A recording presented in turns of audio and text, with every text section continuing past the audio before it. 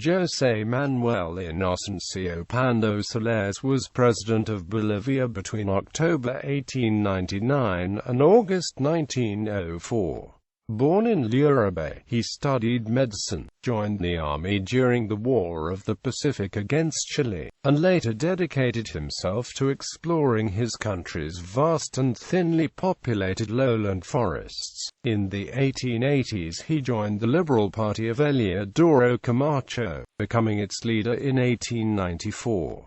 Pando served as Congressional Representative from Chuquisaca during the administration of Severo Fernández and was the nucleus around which coalesced the increasingly more vocal and seditious efforts of the Liberal Party to topple the Conservatives from power. Civil war finally erupted in 1899, under the guise of a regional dispute regarding whether Sucre should continue to be the capital of the country or the latter should be moved to La Paz. At this point, Pando's liberals rallied around the movement to declare La Paz a capital and gathered considerable popular support behind the idea of turning hitherto unitary Bolivia into a federal republic. An undeniable fatigue of the populace against the conservatives, who had monopolized power since 1884, was also probably a deciding factor in the upcoming denouement. After routing the conservatives at the Battle of the Second Crucero, fought in Oruro province and quaintly pitting forces led directly by Pando against President Fernández, Pando became president. He did so first as member of a transitional liberal junta and then as sole leader when a hastily convened Congress named him constitutional president with a full 4-year term.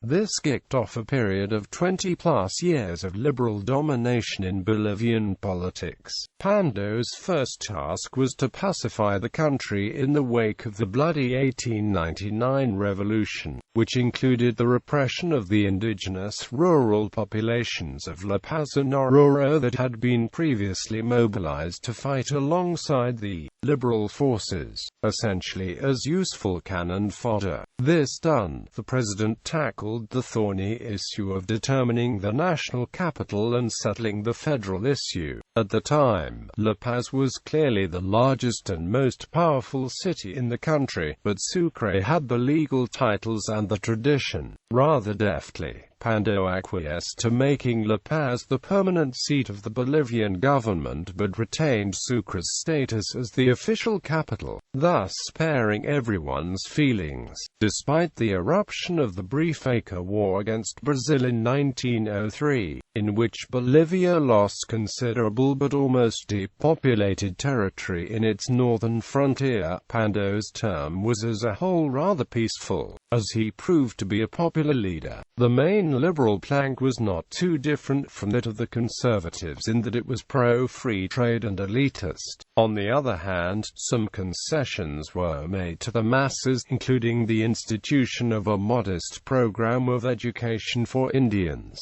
Also, the new party in power established freedom of religion and recognized civil marriages, fostering some friction with the Catholic Church. In 1904, he transferred the presidential sash to Ismael Montes, also of the Liberal Party, elected in that year's presidential elections. Despite the emergence of Montes as the new caudillo of the Liberal Party, Pando remained universally respected, and increasingly critical of Montes and his efforts to perpetuate himself at the head of the movement. He was especially unhappy with Montes' alleged manipulation of the 1908 elections and his re-election and return to power for the 1913-17 period. In 1915, Pando and a number of discontented liberals and former conservatives formed the Republican Party. It would be at first severely repressed by Montes and his successor, José Gutiérrez,